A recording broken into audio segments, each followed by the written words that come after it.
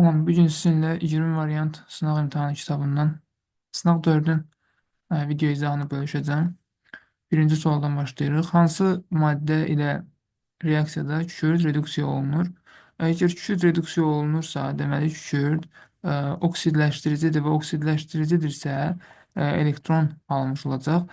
Əgər kükürt burada fosforla reaksiyaya daxil olsa, onda burada P2S3 alınır ki, P2S3-də də fosfor müsbət 3, kükürt mənfi 2 oksidləşmə dərəcəsi göstərir. Yəni kükürt sıfırdan mənfi 2-yə gəlir, elektron alır, oksidləşdirici olur və reduksiya olunur. Burada doğru cavab olacaq A variantı. Digərlərində oksidləşir.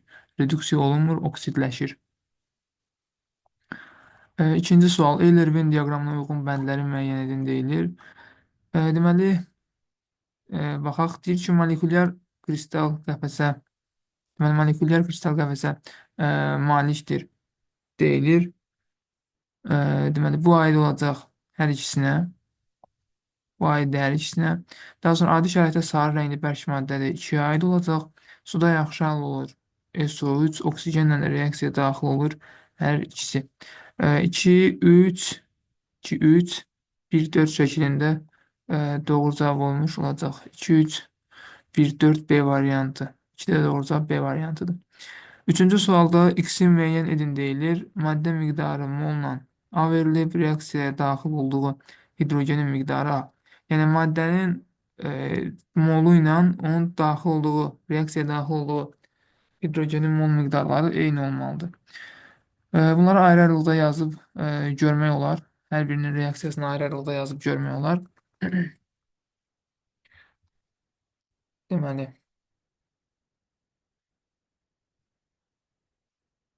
kaliumun deməli hidrogenlə reaksiyasını yazaq. Kaliumun hidrogenlə reaksiyasından alınacaq kalium hidrid. Burada 2, burada 2 olacaq. Wolframın hidrogenlə reaksiyasından Wolfram özü alınacaq. Bir də su alınacaq. Əmsallar yerinə qoyulsa bura 3, burada 3 olacaq. Azotun hidrogenlə reaksiyası məşhur amonyakın alınması reaksiyasıdır. 2 mol NH3 alınır. Oksigenin hidrogenlə reaksiyasından O2 plus H2 H2O alınacaq. Mis oksidin də hidrogenlə reaksiyasından mis plus H2O alınmış olacaq.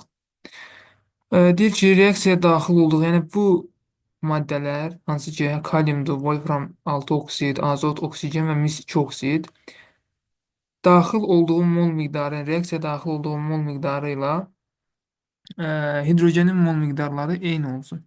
A variantında kaliumun 2 molu hidrogenin 1 molu ilə reaksiyaya daxil olur. Yəni, bu yanlışdır. Wolfram 6 oksid 1 molu ilə hidrogenin 3 molu reaksiyaya daxil olur. Burada da fərqlidir mol nisbətləri. Azotun 1 molu ilə hidrogenin 3 molu daxil olur. Burada da mol nisbətləri fərqlidir. Hər ikisində eyni miqdarda olmalıdır. Çünki A verib. Oksigenin 1 molu hidrogenin 2 molu ilə daxil olur. Bu da yanlışdır. Mis 2 oksid hidrogenin 1 molu ilə 1-in 1-ə reaksiyaya daxil olduğu üçün doğru cavab Y variantı olmuş olacaq. Dördüncü sualda deməli kükürdün qatı nitrat turşusu ilə reaksiyası bizə verilib.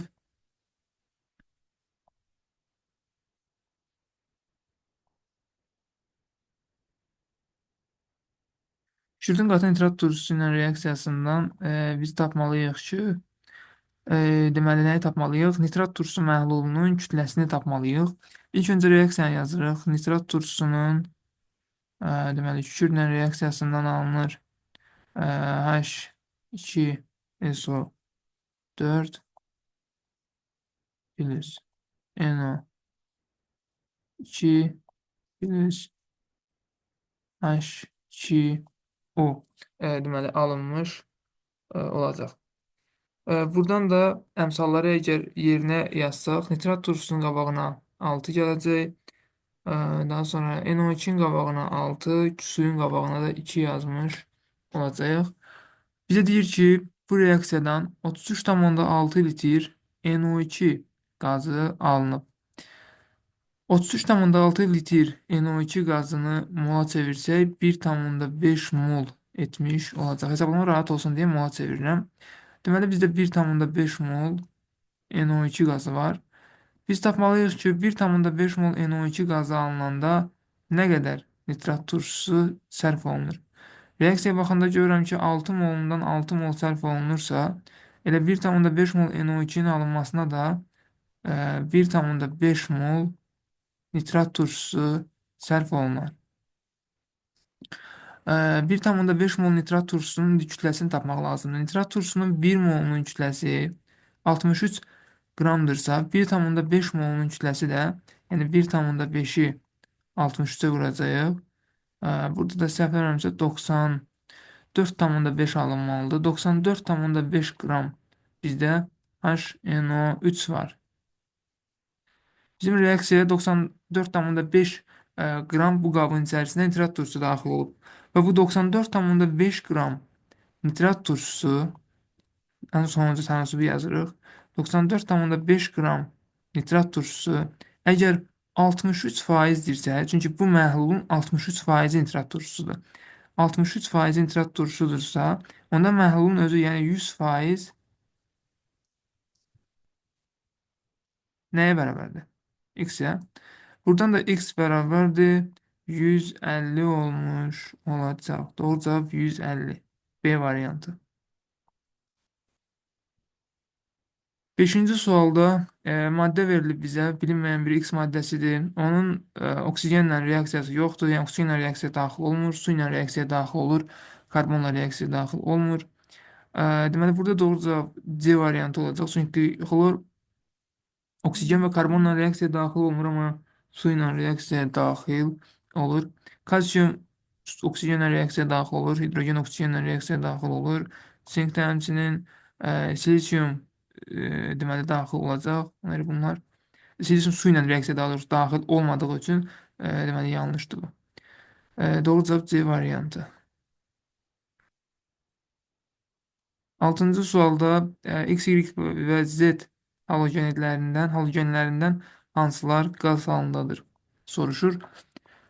Gümüş X, əgər ağ rəngli çöküntü verilib bizə, maqnezium Y2 sarı rəngli, gümüş Z isə sarımtıl rəngli verilib.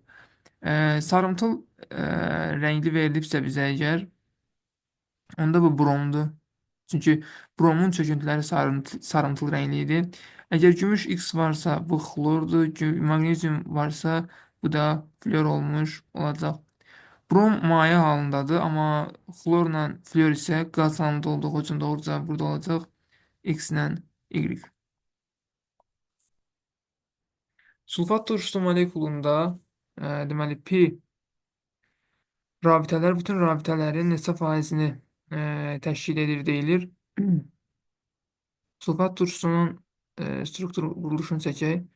Kürd atomuna 2 oksigen atomu 2 qat rabitə ilə birləşir. Yerdə qalan digər 2 oksigen atomu isə həm kürdlə, həm də hidrogen atomu ilə birləşir. Pi rabitələr deyirsə, bizdə bir pi rabitə buradadır, bir pi rabitə buradadır. Yəni, cəmi 2 pi rabitəsi var. Ümumi rabitələr də deməli, sayı 8-dir. Bunu da 100-ə vurduğumuz zaman 4/1, yəni 25% eləmiş olacaq. Doğru cavab B variantı.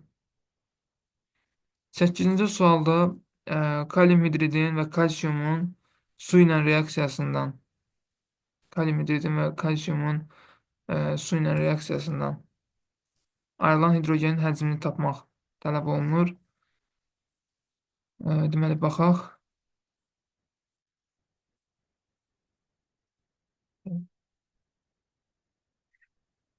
Reaksiyalara ayrılıqda yazıram. Kalium hidrid plus su. Alınacaq kalium OH plus hidrogen. Kalsiumun su ilə reaksiyasını yazıram. Alınacaq kalsium OH 2 plus su. Daha doğrusu hidrogen. Deməli, burada əmsallaşdırma aparsaq, bura bir dənə 2 gələcək. Digər bütün əmsallar da qaydasındadır. Əgər bunların kütlələri eynidirsə, gəlin bunların emirlərini hesablayaq. Kalium hidridin kütləsi 40-dır, kalsium kütləsi də 40-dır. Yəni, dolayısıyla kütlələri eyni olmuş olacaq və hər birinin 40 qramından 1 mol əgər hidrogen qazı alınırsa, onda onlardan ayrılan hidrogen, yəni bu reaksiyalardan ayrılan hidrogen qazının həcmi də bir-birinə bərabər olmuş olacaq. Yəni V1 bərabərdir V2 olmuş olacaq.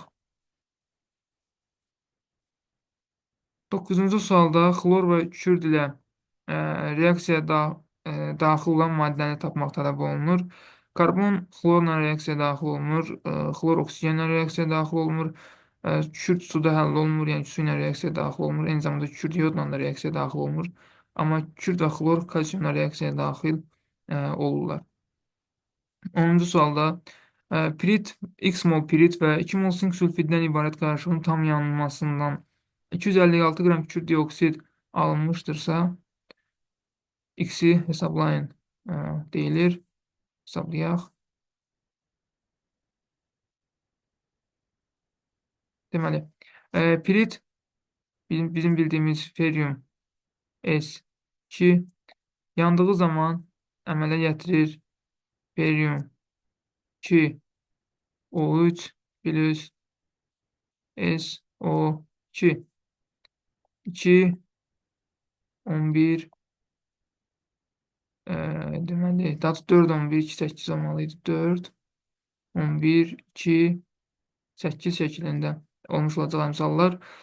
Sink sülfidin də yanmasından eyni qaydada metal oksidi, yəni sink oksid plus SO2 qazı ayrılmış olacaq.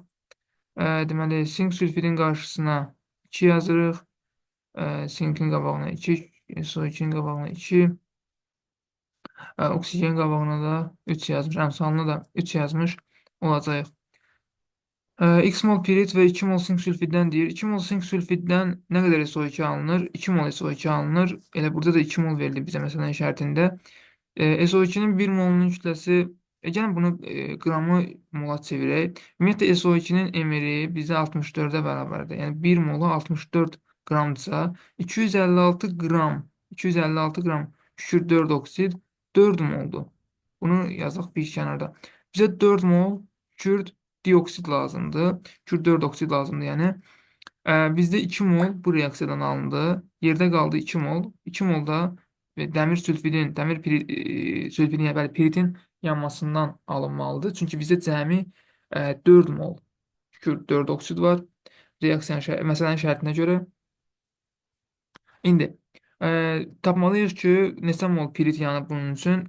Reaksiyada görürəm ki, 4 mol pirit yananda əgər 8 mol SO2 alınırsa, 2 mol SO2-nin alınmasına x mol deməli pirit lazımdır. Buradan da tənasüb hesabladığımız zaman x-in cavabı 1-ə bərabər olmuş olacaq. Yəni B variantı doğru cavabdır. 11-ci sualda x xlor 2 plus kalium sülfid deməli çöküntü XS çöküntüsü ağ rənglidirsə X2 müsbət ionunun müəyyən edin. Burada doğru cavab sinkdir. Sink sülfid ağ rəngli çöküntüdür. Kalium sülfid qonur rəngli olmalıydı. Mis sülfid isə qara rəngli çöküntüdür. Perxlorat turşusu və xlorat turşusu. Perxlorat turşusunda H-xloro4-dür, xlorat turşusunda isə O3-dür. Yəni 4-3 şəklində olacaq. Doğru cavab burada C variantı. 13-cü sualda deməli kalium xlorid hansı mərhələdə doğrudur deyir. Kalium xloratın parçalanmasından kalium xlorid plus oksigen alınır. Bu doğru mərhələdir. Brom xloru çıxara bilməz onun duzundan. Bu yanlışdır. Kalium bromidin gümüş nitratla reaksiyasından kalium nitrat və gümüş bromid çöküntüsü alınır. Bu da doğrudur. Doğru cavab 1, 3 olmuş olacaq. 14-cü sual hansı reaksiya doğru deyil deyilir. Deməli, florun kükürlə reaksiyası S-flor6 alınır. Doğrudur. Doğrudur A variantı. Brom kalium yodiddən yodu çıxarır. Bu da doğrudur. Xlor oksigenlə reaksiya daxil olmur. Yanlışdır C variantı. Kükürt dioksid yalnız H-florda həll olur. Bu da doğrudur. Brom suda həll olduğu zaman uyğun turşularını əmələ gətirir. Bu da doğrudur. Doğru deyil istəyir bizdən. Doğru cavab burada C variantı olmuş olacaq.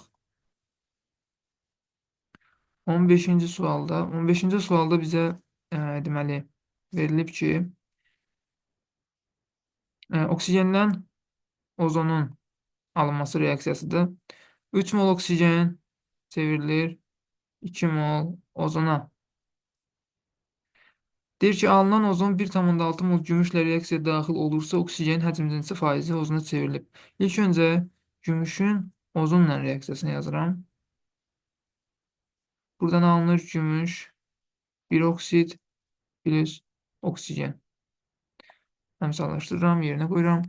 Əgər ozon 1,6 mol gümüşlə reaksiyaya daxil olursa, onda mən bilməliyəm ki, burada nə qədər ozonumuz var. Yəni 1,6 mol gümüşlə nə qədər ozon reaksiyaya daxil olur. Əgər 2 molu ilə 1 mol reaksiyaya daxil olursa, onda 1 molu ilə 0,8 mol ozon reaksiyaya daxil olacaq.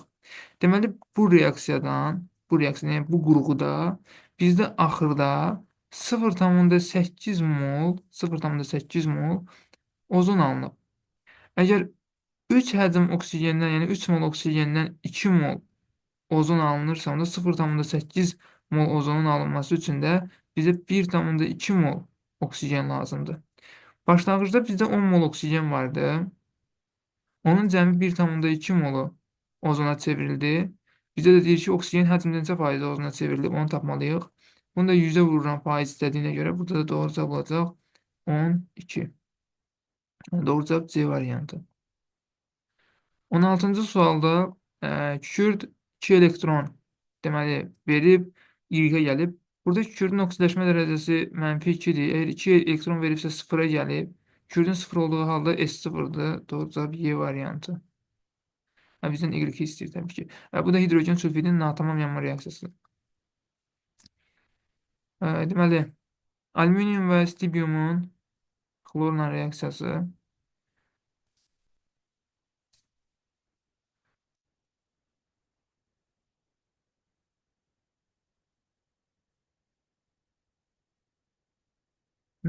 Alüminium və stibiumun xlorla reaksiyasını yazıram. Birinci alüminiumun xlorla reaksiyasını yazıram. Alüminium plus xlorun reaksiyasından alüminium xlor 3 alınır.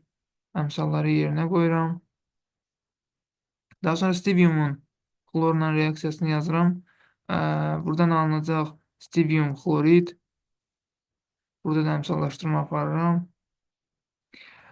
Deyir ki, alüminium və stibiumun daha doğrusu mol miqdarları eynidir, yəni AA-dır. Bizim reaksiyada da onsuz da hər ikisi 2 moldur. Bu şərtlə getmək olar. Reaksiyaya sərf olunan xlorun miqdarı 0,8. Burada nəyə fikir verirəm? Bizə deyir ki, ilkin qarışıqda alüminiumun kütləsini hesablayın. Mən baxıram ki, ilkin qarışıqda 2 mol, yəni bunların mol miqdarları onsuz da bərabərdir. Bu reaksiyanı bu şərtlə, baxın, bu şərtlə davam eləmək olar. Mən görürəm ki, 54 qram, yəni 2 mol olduğuna görə 54 qramdır artıq bu. 54 qram alüminium reaksiyaya daxil olanda bizdə hər iki reaksiyadan, baxın, bir reaksiya demirəm, 0,8 ortadadır. Hər iki reaksiyaya aiddir. 54 qram daxil olanda bizdə 6 mol xlor reaksiyaya daxil olur. Düzdür, 3 mol birinci reaksiyada, 3 mol da ikinci reaksiyada. Bəs 0,8 mol xlor reaksiyaya daxil olsa, nə qədər alüminium sərf olunar? Onu tapmalıyıq. Buradan da bunu necə hesablayacağıq? Deməli, buradan doğru cavab olacaq x bərabərdir 7,2 qram. 18-ci sualda deyilir ki, H-xlor-ON birləşməsində xlorun kütlə payı xlorun digər oksigenli turşularından ən azdırsa, N-i hesablayın. Əgər xlorun kütlə payı ən azdırsa, onda oksigen atomlarının sayı ən çoxdur. Çünki, baxın, bir var H-xlor-O, yəni hipoxlorid, bir də var ki, perxlorat turşusu. Burada xlorun kütləsi dəyişmir, düzdür, hər ikisində dəyişmir, amma molekulun ümumi kütləsi, maddənin ümumi kütləsi artırsa, onda xlorun kütlə payı azalmış olacaq. Yəni, bunun kütləsini hesab edə bilməyəcəm burada. Təxmini hesablayaq, 16 bir 17, o da 35,5, 52,5 budur. 52,5 budur. 64, 65, 35,5, təxmini 100,5 olmalıdır, səhv eləmirəmsə, səhv eləyə də bilərəm. 100,5. Yəni, bir var ki, 52,5-in 35,5-i, bir də var ki, 100,5-in 35,5-i. Yəni, Oksigenin kütləsi artdıqca, maddənin ümumi kütləsi və yaxud da artdıqca xlorun kütlə payı getdikcə azalmış olacaq. Burada da ən az da deyirsə, onda N4 olmalıdır ki, yəni perxlorat turşusu olmalıdır ki, xlorun kütlə payı ən az olsun. 19-cu sualda natrium və litium verilib, tam yanmasına sərf olunan oksigenin mol miqdarını tapmaq tələb olunur. Daha doğrusu 1 molunun tam yanmasına sərf olunan oksigen mol miqdarını tapmaq tələb olunur. Natriumun oksigenlə reaksiyasını yazıram və litiumun oksigenlə reaksiyasını yazıram. Litium oksigenlə reaksiyaya daxil olduqda normal qaydada litium oksid alınır. Burada 2-dir, burada 4-dür. Amma natrium və bir əlavə olaraq da kalium oksigenlə reaksiyaya daxil olduğu zaman oksid deyil də natrium peroksid, kalium isə superoksid əmələ gətirəcək. Deyir ki, 1 molun tam yanmasında sərf olunan oksigenin mol miqdarı natriumun 2 moluna 1 mol sərf olunursa, onda bunun 1 moluna 0,5 mol sərf olunacaq. Litiumun 4 moluna 1 mol sərf olunursa, onda 1 moluna da 0,25 mol sərf olunacaq. Buradan da x bərabərdir 2y bərabərliyi alınmış olacaq. 20-ci sualda sulfat, perxlorat və sülfit turşuların tərkibində sigma rabitələrin sayını tapmaq tələb olunur. Hər birinin sxem quruluşunu özü çəkib yazmaq da olar. Mən yazıram kükürt, birinci sulfat turşusunu təbii yazırıq. Sulfat turşusunda sigma rabitələrin sayı 1, 2, 3, 4, 5 və 6 ədəd olmuş olacaq. 2pi 6 sigma rabitəsi var. Bizdən yalnız sigmanı istəyir, yəni x6-dır.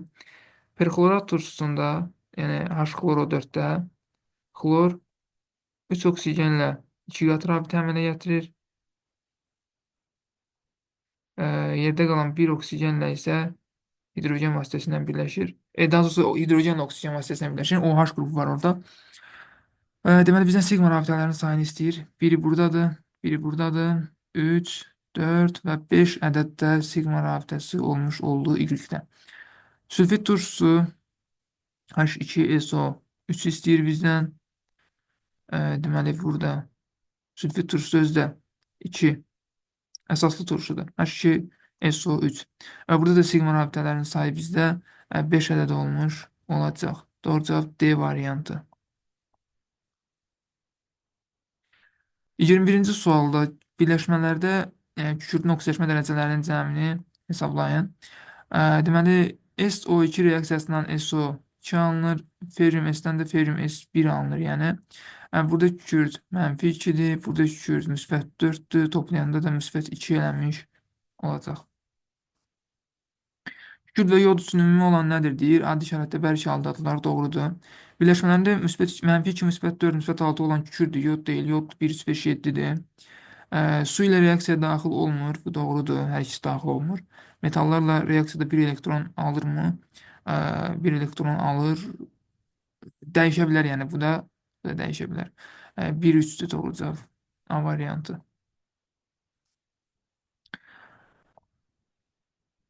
Deməli, 9,6 qram 2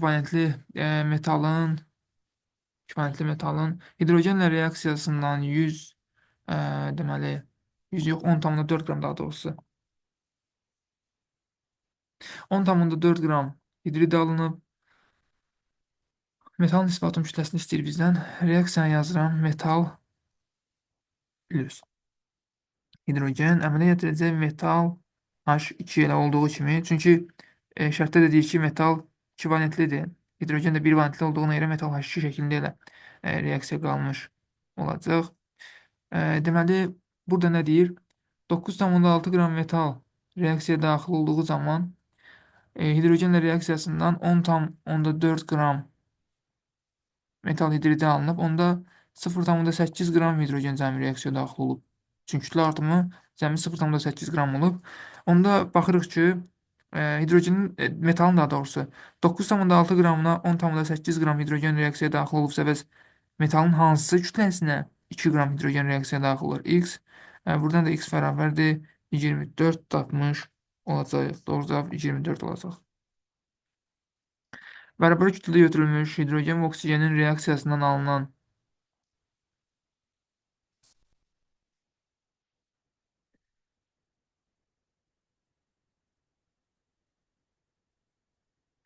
hidrogen və oksigen reaksiyasında maddələrdən birindən 7 qram artıq qalarsa neçə qram su alınır? Reaksiyanı yazıram. Hidrogen plus oksigen əmələ gəlir su. H2O.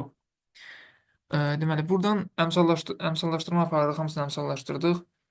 Bərabər kütlədə götürülmüş deyir. Mən baxıram ki, 4 qram hidrogen 32 qram oksigenlə reaksiyaya daxil olur. Onda məcburam ki, hər ikisini 32 qram götürüm.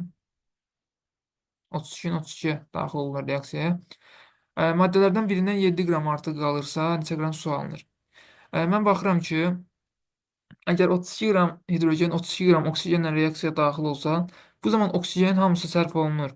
Amma hidrogenin cəmi 4 qramı sərf olunur, 28 qramı artıq qalır. Qabın içərisində qalır. Bizə isə deyir ki, 7 qram artıq qalarsa maddələrdən biri. Artıq qalan təbii ki, hidrogendir. Və 7 qram artıq qalanda neçə qram su alınır? Bunu tapmalıyıq. Baxıram, görürəm ki, 28 qram artıq qalıb məndə və 36 qram su alınıb. Bəs 7 qram artıq qalsa, neçə qram su alınacaq? X. X bərabərdir 9 qram su olmuş olacaq. Doğru cavab 9. 25-ci sual. Florun su ilə reaksiyası bizə verilib.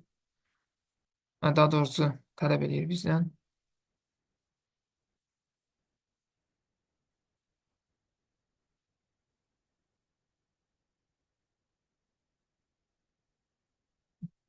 Florun birinci su ilə reaksiyasını yazaq. Flor su ilə reaksiyaya daxil olur. H-flor əmələ gətirir. Və bir də oksigen. Əmsallaşdırma əgər aparsaq burada, deməli, florun qabağına burada 4 yazaq, bura 2 yazaq, burada 2 yazaq. 4 flor, 4 hidrogen, 2 oksigen, düzdür. M qram flor reaksiyaya daxil olanda, məsələn, şərtindəkiləri birinci yazıram. Suyun kütləsi M-8-dir. M qram florla M-8 qram su reaksiyaya daxil olur. İndi mən reaksiyada olanları yazıram. Reaksiyaya baxanda görürəm ki, deməli 38, 76 qram ilə 76 qram flor reaksiyaya daxil olanda 2 mol flor 2-dir. 36 qram su reaksiyaya daxil olur. Baxın, 76 qram florla 36 qram su reaksiyaya daxil olur. M qram florla da M-8 qram su reaksiyaya daxil olur. Yəni 8 qram daha az su reaksiyaya daxil olur. Mən görürəm ki, 76-dan 36-ya, yəni 40 qram az su reaksiyaya daxil olursa, daxil olanda deyək, bizdən M-i tələb edir. Yəni florun kütləsini 40 qram az su reaksiyaya 40 qram az, bəli, daxil olanda 76 qram flor reaksiyaya daxil olarsa və 8 qram az su reaksiyaya daxil olsa, çünki M-8-dir, onda nə qədər flor reaksiyaya daxil olar? Buradan da doğru cavab 15,2 qram alınmış olacaq. 26-cı sualda qat sulfat turşusu üçün doğru ifadələri müəyyənləşdirin deyilir. Natrium ilə reaksiyada hidrogen oksidləşdiricidirmi? Xeyr, deyil. Və qat sulfat turşusu higroskopikdir, güclü higroskopik bir maddədir. Qızdırıldıqda dəmir 3 sulfat əmələ gətirir. Burada isə 2 sulfat verilib. Bu yanlışdır. Mis ilə reaksiyada reduksiya məhsulu SO2-dir, düzdür. Pasiv metallarla SO2 əmələ gətirir. Suda əl olması eksotermikdir, güclü qızma baş verir. Bu da doğrudur. 27-ci sualda iyonlarda xlorun elektron formullarının uyğunluğunu müəyyən edin deyilir. Deməli, baxırıq biz bir-bir hər birinə.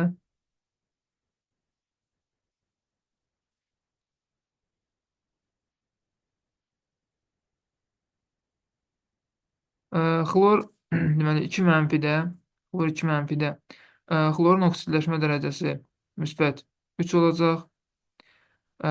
Xlor O3 mənfidə müsbət 5 olmuş olacaq. Xlor O4 mənfidə də müsbət 7 olmuş olacaq.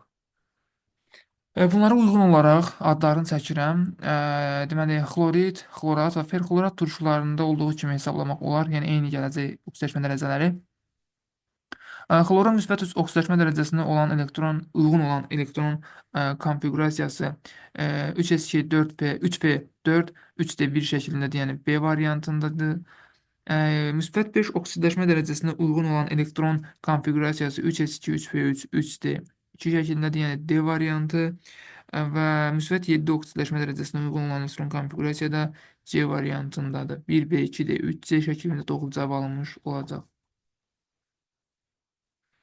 28-ci sualda kükürdün qatı sulfat turşusu ilə reaksiya tənliyini yazın və əmsallaşdırın deyilir. Deməli, kükürdün birinci şərt deyir ki, yazın, ikincidə deyir ki, əmsallaşdırın. E, Kükürdün qatı sulfatla reaksiyasından alınacaq SO2 və su.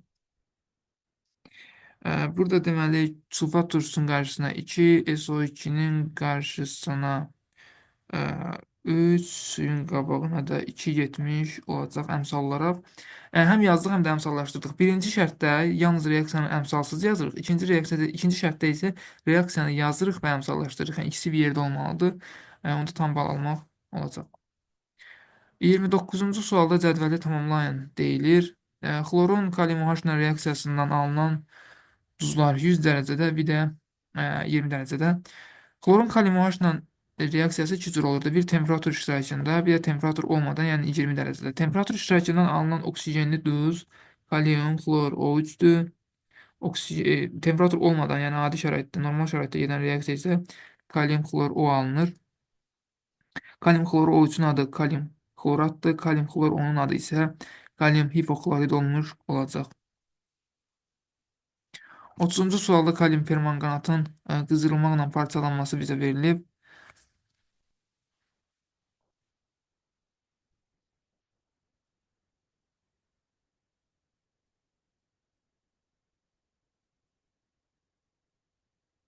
Deməli, kalium permanganatın parçalanmasını yazırıq. Kalium permanganat parçalanır. Daha sonra kalium permanganat düzdür. Kalium manganata mangan 4 oksidə plus oksigenə. Əgər burada əmsalları yazsaq, deməli bir dənə kalium permanganatın qarşısına 2 yazsaq, hamısı düzəlir elə bilirəm, düzdür.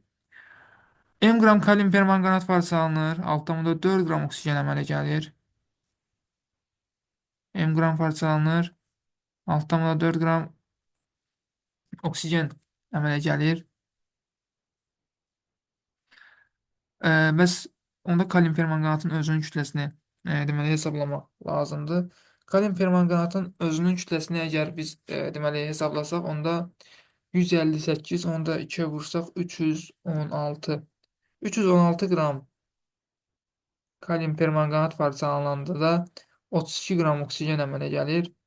Onda 6,4 qram oksigen əmələ gəlməsi üçün nə qədər kalium permanganat lazımdır? Tənasüb hesabladığımız zaman da buradan 63,2 qram kalium permanganatın lazım olduğunu tapmış olacağıq. Bunların hər biri bu şəkildə olacaq. Birinci reaksiyanı yazırıq təkcə, daha sonra həm yazıb, həm də əmsallaşdırırıq. Üçüncüdə isə bu məsələnin şərtini verdiyi kimi tapırıq. Belə, sualların izahı bu qədər. Ümid edirəm hər birinizə faydalı oldu. Uğurlar.